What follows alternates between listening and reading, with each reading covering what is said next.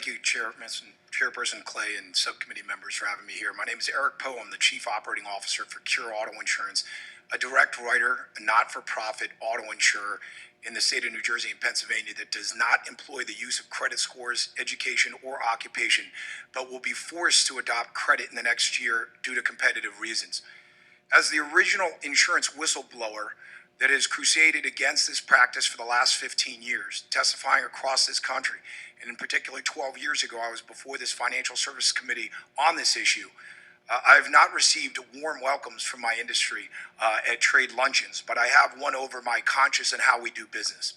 And in my limited time here today, I want to quickly address two questions that are fundamental to this committee. And that is, why does the industry use socioeconomic rating factors? Number one. Number two, how do they actually get this before and passed by regulators throughout the state? And then in summary, talk about what the unintended consequences are in this country when we use these socioeconomic rating factors and what would happen if we actually support the ban in the PAID Act. So starting with why, simple reasons. Two subcategories of why the industry does this is simple. The oldest thing in America, for profit and greed. The reality is higher income drivers produce the highest profits for our industry. Therefore, any proxy that has anything to do with income will produce the same results. If you run a business and you want to make a profit, of course you're going to adopt practices that give you the biggest profits. Number two, data mining. Unbeknownst to most people in this room, if you simply get a quote for car insurance on Geico and you never even buy a policy through Geico, in their terms and conditions, you agree to allow them to run your credit report, how often you actually make payments on your lease payments, etc., and they actually can share it with every marketing partner they have of Geico. So moving on to the how. And to get to the how, before I do that, I want to share with you the results of the largest study ever done regarding occupations. In this country, in the year 2000, there was a million policies studied of occupational groups outside of students. The three highest propensity of getting in a car accident in this country were doctors, attorneys, and architects. That flies in light of the notion that these are valid predictors of risk. So you ask yourself, how do we get these factors used in every state that we write this business in terms of the insurance industry? And that is because they've done a successful job of redefining the word risk. If you look at every single state in this country, you're not allowed to adopt factors that don't show a valid predictor of risk. What the industry has done successfully over the last 30 years is redefine what does that risk mean by using a term called loss ratio. Loss ratio is simply a measurement of profitability. For the industry, if I say that I have a loss ratio of 90%, that means I actually make 10 cents on every dollar that I collect. So what they've done is they've taken factors and they've showed studies that these factors correlate to loss ratios. Those loss ratios are simply saying that they are more profitable. So yes, any variable that ties to income is going to show loss ratios that correlate to those factors, but they are not dealing with the risk of somebody driving unsafely on the road. Now, in terms of the impact that this has on the country, we can look at the best state of New Jersey. In the year of 2003, there wasn't, for 30 years of mandated insurance in the state of New Jersey, there wasn't a single car insurance company that was allowed to use credit scores, education, or occupation at all. So we can look at that state as an isolated state. Since 2004, since they led credit scores, education, and occupation in the state of New Jersey, bringing in Geico and Progressive, two things have happened. Geico now is the largest writer of car insurance in New Jersey, collecting $1.7 billion annually in just New Jersey alone. Progressive not too far behind. But more importantly to this subcommittee, which is important, is that the uninsured motorist rate in the state of New Jersey has gone up 90% in 15 years. So you want to know what the impact is, we can look at New Jersey for what that does countrywide. Now, what would the impact be in terms of banning this countrywide? Simple. Don't let my industry convince you that this is going to make rates go up for everybody. It doesn't make any sense. We're not talking about banning the use of seat belts and headlights and blinkers. We're talking about there's going to be an aggregate loss to the system every year in every state that insurance is written. All we're talking about is how we're going to fairly distribute what those rates are going to be for the people in this country. So there are 30 million Americans that are currently driving without insurance because they can't afford it.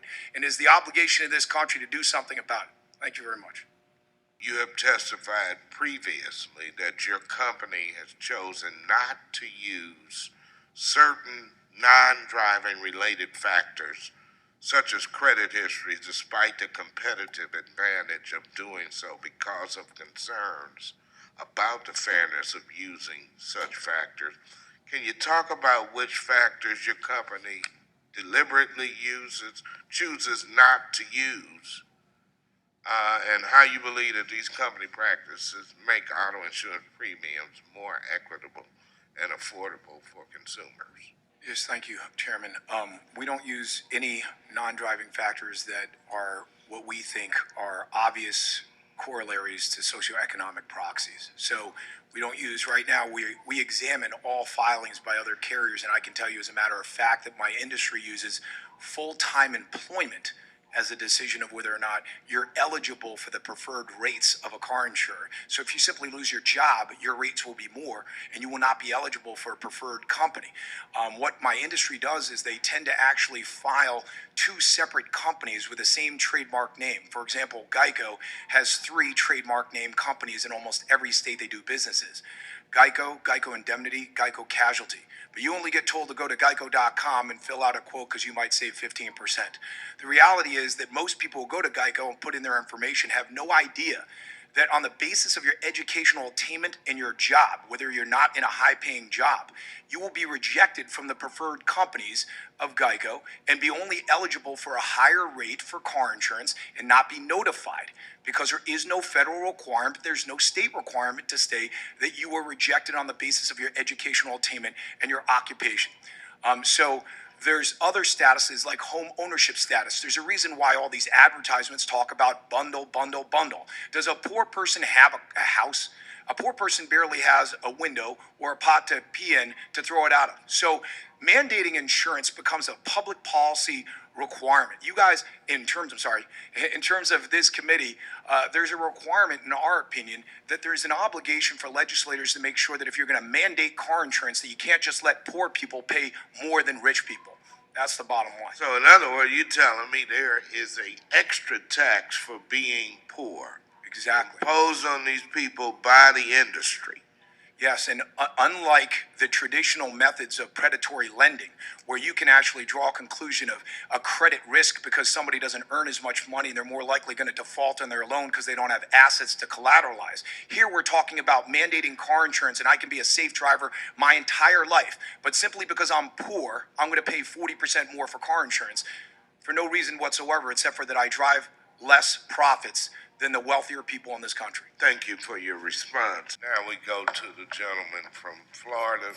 Mr. Lawson is recognized for 5 minutes. Thank you, Mr. Chair, and welcome to the committee. And this question here, more of an observation. I think anyone can answer it. The National Highway Traffic Safety Administration confirmed that male drivers cause 6.1 million accidents annually, while women at fault was only 4.4 crashes per year. Yet women are more likely to pay higher rates than males and male counterparts, according to the research just completed by the CFA.